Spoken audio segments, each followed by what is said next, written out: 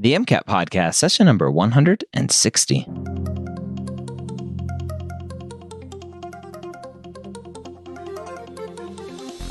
A collaboration between the medical school headquarters and Next Step Test Prep, the MCAT Podcast is here to make sure you have the information you need to succeed on your MCAT test day. We all know that the MCAT is one of the biggest hurdles you'll face as a pre-med, and we're here to give you the motivation and information that you need to know to help get you the score you deserve so you can one day call yourself a physician. Welcome to the MCAT Podcast. My name is Dr. Ryan Gray, and I want to thank you for taking some time out of your day to join me with Phil from Next Step Test Prep, our newest co-host here on the podcast. We introduced Phil last week. If you are new to the MCAT Podcast, you can subscribe in your podcast app of choice, whether that's Spotify, Apple Podcasts, Google Podcasts. If you need help learning how to subscribe in your app of choice, just shoot me an email, ryan@medicalschoolhq.net, and I will walk you through that. If you listen to this podcast, but you don't listen to the pre-med years to learn all the strategies on how to apply to medical school and hear stories of students who have overcome extremely significant obstacles, if you don't listen to the pre-med years to hear the conversations that I have with admissions committee members, with deans of admissions at medical schools, then it's like you're only getting part of the slice of getting into medical school, right? The MCAT is definitely important, but understanding the application and having that motivation and encouragement is so much more than just the MCAT. Go listen to the pre-med years over at premedyears.com. This week, we're going to jump in and have another great conversation with Phil about all of the data analysis and gamifying the MCAT and so much more. Phil back with some more MCAT podcasts, your second one. I hope you weren't too traumatized after that first episode. Haven't scared me off yet. Not yet. I've scared off the first two co-hosts. So hopefully I don't scare you off too soon. But you know what I think really happened is I think the fame of them being the stars of the MCAT podcast got to their head, and so they went and signed some big like movie deals. I was going to say, I'm really hoping to use this as a catapult for my overall career into Hollywood. So. Yes, it's there. It's there waiting for you. Speaking of Hollywood, let's talk about the MCAT. That's the worst transition ever, but I thought it was pretty funny.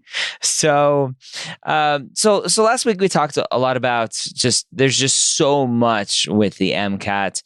And this week I want to talk about, I think you have an interesting kind of background with obviously taking the MCAT, getting into medical school, and now having a lot of involvement with the content at Next Step, including, I'm assuming, writing some questions and really trying to understand, how do I get in the head of a AAMC question writer, right? What are they thinking when they're writing a question? Why are they asking specific questions?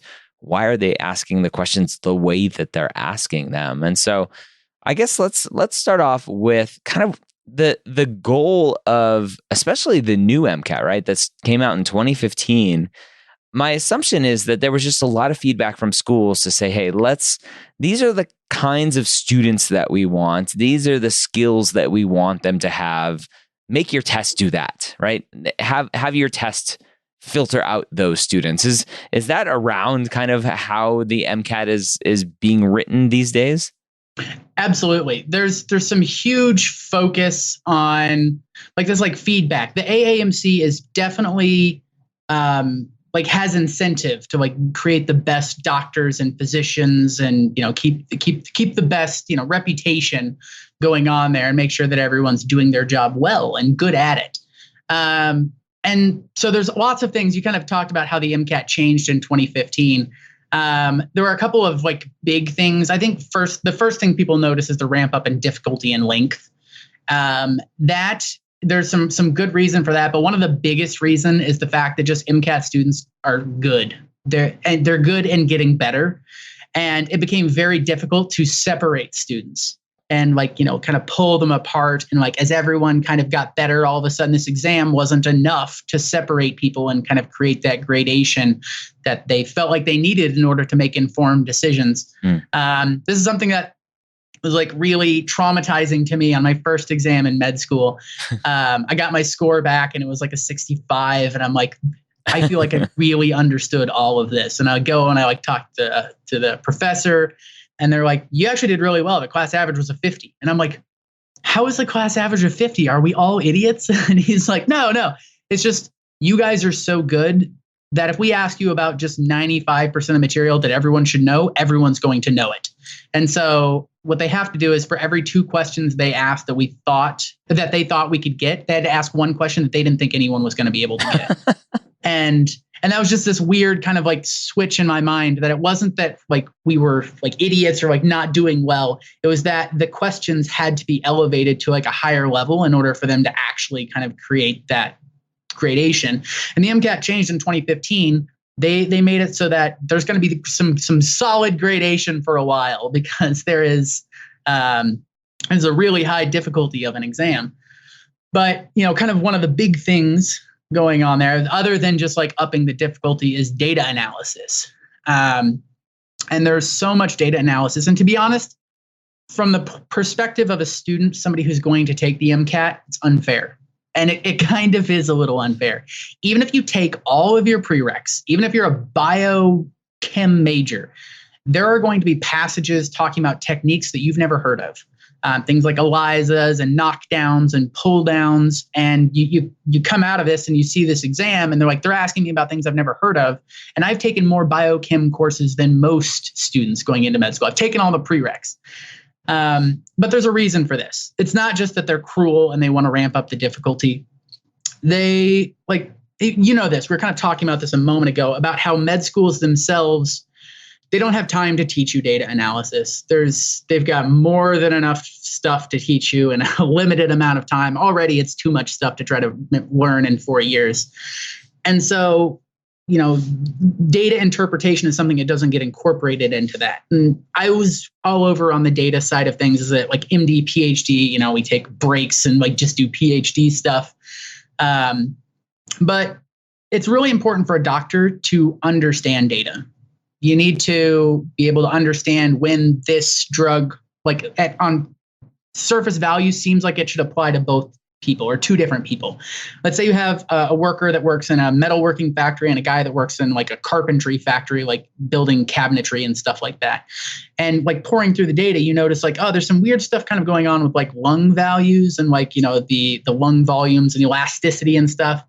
And that might make you think that like, oh, this guy who's doing a lot of carpentry stuff, he's probably inhaling a lot of sawdust. Maybe this drug is not good for that guy, but it is good for the other guy, even though they have the same disease. And so you need to have this kind of high level of being able to like think critically about data, notice when data is not put together in the most obvious, cleanly understood way. That's something that like definitely irks me. Every once in a while, I'll come across a passage and there's some table and I'm like, I feel like there's a clearer way to show this. And it's kind of like intentionally confusing or misleading. But in the real world, some information is not presented in the clearest way. And I'm going to assume that it is complete, just not on purpose. But every once in a while, you have to kind of like think of that, if someone's a pharmacy rep, they have a motive to get you to use that drug. And so it's good to know and be able to pour over data yourself and understand and not just accept something because of a shiny pen or something that they kind of like hand to you over the counter there. And so it's really important for doctors to be good at data analysis. They also don't have time to teach you data analysis in med school. So they just want to lump it onto the MCAT. So to get into med school, you have to be good at data analysis. And so now they're kind of like passing the buck to like somewhere earlier in the line. So in order to get here, you have to be good at data analysis. And it's something that is, as I mentioned, feels a little unfair maybe, but there's good motives behind it with the idea that it's actually a really important skill and there's already so much stuff to do. So trying to get in the head of a writer as a student is preparing for the MCAT. Is that something when they're reading a question, it's like, well, I'm expected to kind of sort through the unnecessary information, and there's going to be a lot of unnecessary information in here. Absolutely. I say this often that I would say most passages are 80% fluff, where there's a good chunk of stuff that you actually don't need, right? Like there's a passage, Ebola is a deadly disease that ravages parts of Africa. More research needs to be done on this to better understand viral genomics. And like, they're never going to ask you a question is Ebola deadly? They're never going to ask, should we research Ebola? That's not going to be a question. So those like several sentences there are just useless, right? But if they start to talk about like what's going on with that actual like different genes that are coded in that, and like, there's like some weird stuff going on where things are kind of transposing around, all of a sudden there's a way for them to ask questions about this. So I sometimes talk about questionable content. And by questionable, I mean stuff that they can ask questions about, not things that are like iffy. Like the chicken salad from last week's podcast. But like having this sort of, idea of, what sort of things are they going to ask you about and how to kind of hit on that. And a big portion of this is data, is like interpreting the graphs, the charts, the figures. There's an exercise I encourage all of my students to do is when you finish a passage, so many students, like if they're reviewing a test, they go to the passage, they like look at the questions. All right, question 1, correct answer was A. Why was A correct? Okay, I got it. Why was B, C, and D wrong? I got it. You definitely want to do that.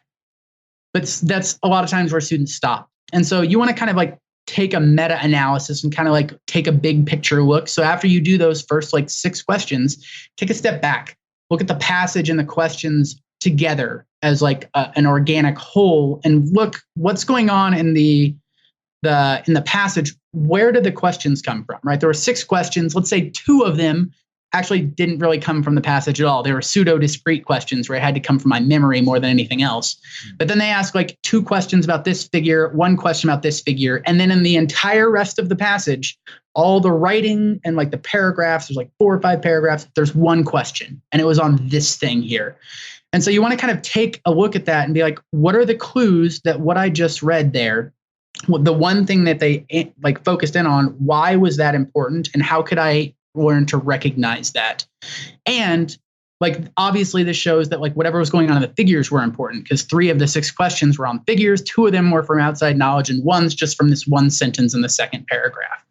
And so by doing this and doing it enough, right? Like every passage that you're reviewing, you should kind of do this and kind of like look at the overall picture. You start to get a feel of what the test writers are going to be asking, right? What it is that they actually care about. What's that questionable content that they can ask questions about? And it's really funny that you do this enough and all of a sudden I'm like reading a passage and I just find myself like, I don't care. Whoa.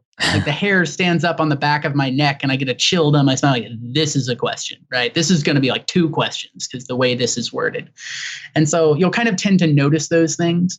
The more that you see, there's little things like that don't seem obvious, right? Like this protein is found in the muscle and not liver and blah, blah, blah. And they just kind of keep going. And that sends so many alarm bells off in my head because this protein is probably not in a lot of cells. It's probably not in my spleen or my toe or my ear hair, but they said it's not in the liver and they didn't need to say that, right? And like leaving that out would have, I wouldn't have been like, I wonder what's going on in the liver, right? I wouldn't have asked that. But like they went out of their way to kind of tack that on in there. And the moment I see this, like the alarm bells go off, I'm like, this is going to be a question. And that doesn't really happen unless you've noticed it enough times where it's like, yeah, that's going to be something.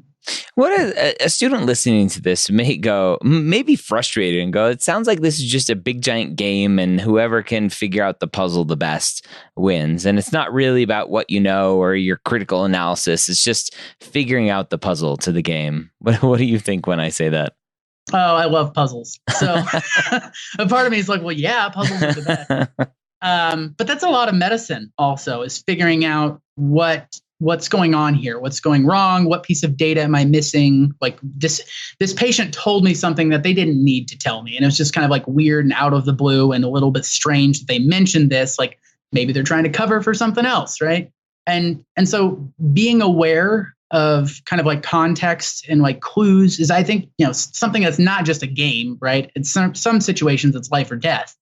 Like this person said, like went out of their way to say something. I think they're trying to cover for the fact that they're on heroin, and that's going to have some big interactions with the drugs I'm about to give them. And so I think that there's some things going on there. There is some game theory.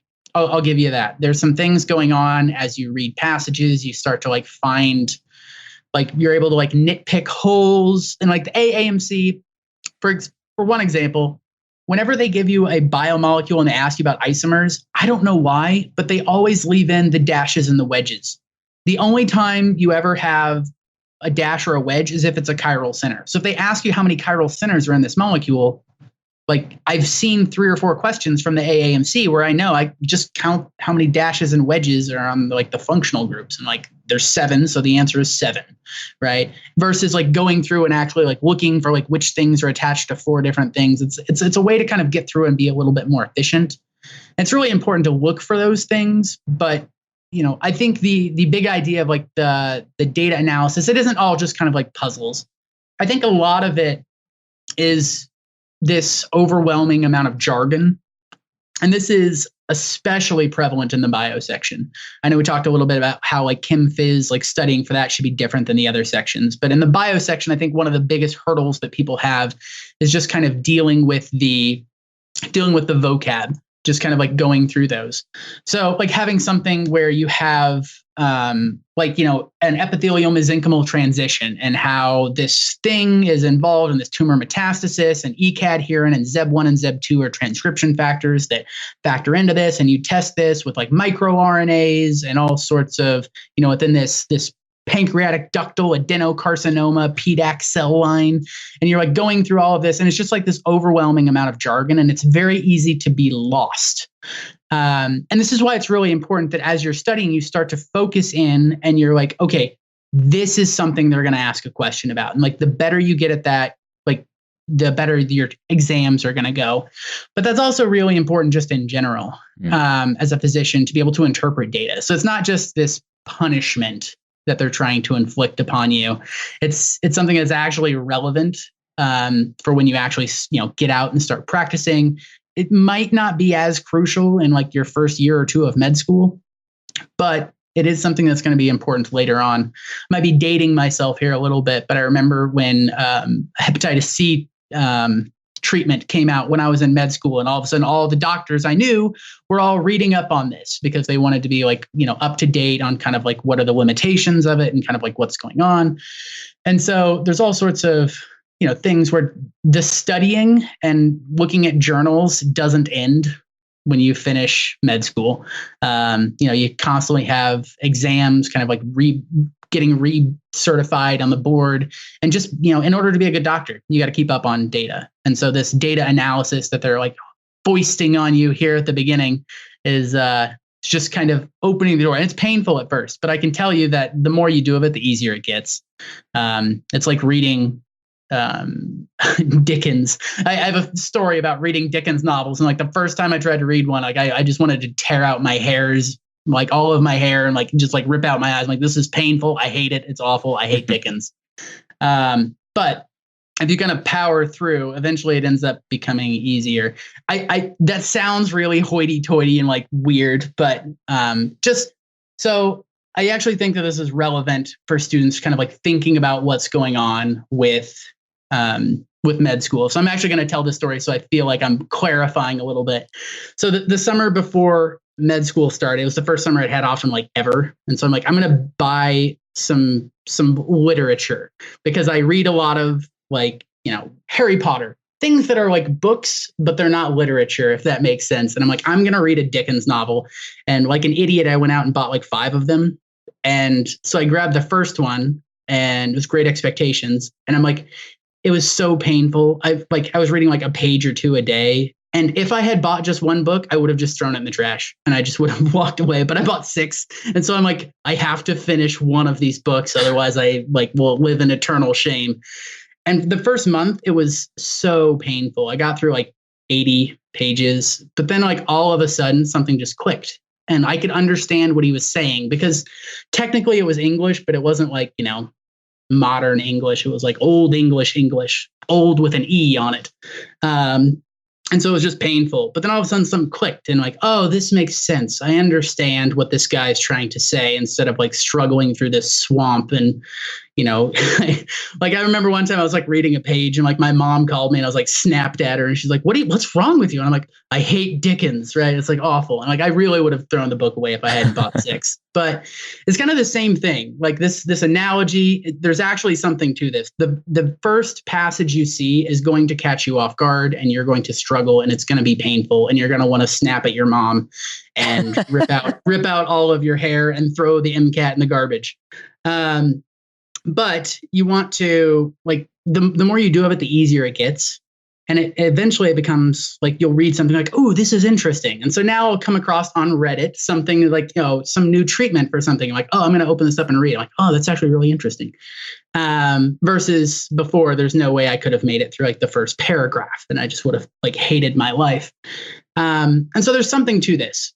There's also a little bit of a peek behind the curtain.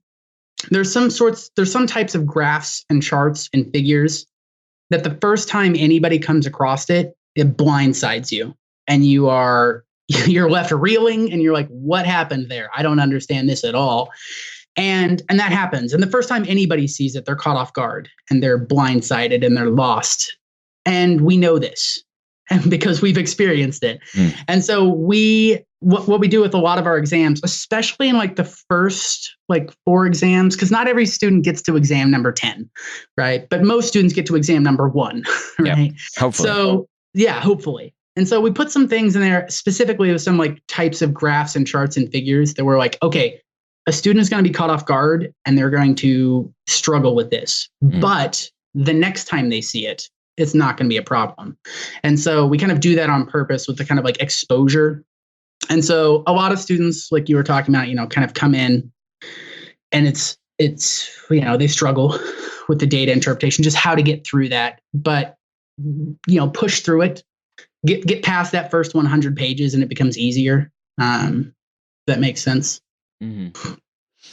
Yeah. Oh, man. So, I mean, I think at the end of the day, I talk about this a lot on another podcast. So going into the MCAT kind of excited and not upset or mad or disgruntled, and just go in excited to learn something potentially and just have fun with it, I think potentially puts you in a good mindset, and not coming in going, they're here to trick me and this is a useless test and all of this other stuff. I think is probably the best place to start. When I mean, we have an episode here like this of trying to get in the heads of these test writers and what does it all matter? And it's fun to talk about, but I think for a student to try to spend too much time trying to think about that, trying to gamify it as much as possible, potentially takes away from some of the learning as well. And just going in and having fun is the best. Yeah. I know not everyone feels this way, but there's a lot of really interesting stuff. And sometimes, you know, I'll read an MCAT passage like, wow, I'm going to talk about that somewhere else. And there's definitely some cool things going through there. And, you know, sadly, there's so much pressure that you're right. It does take away from it. Not only does that pressure take away from, you know, the learning side, but also makes it harder to learn. You know, if you're hating every minute of it, it becomes much more difficult. And so if you go in just kind of being like, okay, just make it through this, I'll try to understand, kind of making a puzzle out of it, but as like a game, right? I love that, where I'm like, I'm trying to figure out which of these. So if I look at this passage, if I was going to make a prediction, what's one question I know they're going to ask, right? And if you can do that, like all of a sudden it becomes a little bit more fun and a little bit more interesting. And importantly, motivation stays up, because that's also one of the big challenges where if you make it too hard on yourself, the motivation drops. And it's the MCAT as well as med school is not a sprint. It is a marathon.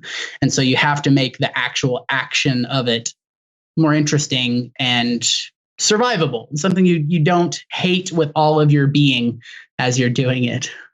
All right, so there you have it. Again, another great episode with Phil. Hopefully that was helpful for you. If you are looking for some MCAT test prep help and you want to hang out with Phil some more, go check out MCATCourseReview.com, where I did an in-depth review of Next Step's MCAT course. And my biggest takeaway is that the office hours with Phil is why the MCAT course from Next Step Test Prep is a game changer. You can go to any of the big test prep companies and sign up and get videos and practice tests and content review, but it's the live office hours where you can go and have your personal questions answered by a test prep expert like Phil 4 days a week and 1 day a week by another Next Step amazing tutor. Then why not do that at a better value than any of the other companies? Again, go to MCATCourseReview.com, check out that review that I did on the course, and use the promo code MCATPOD to save $50 on the course. Have a great week. We'll see you next time here on the MCAT Podcast.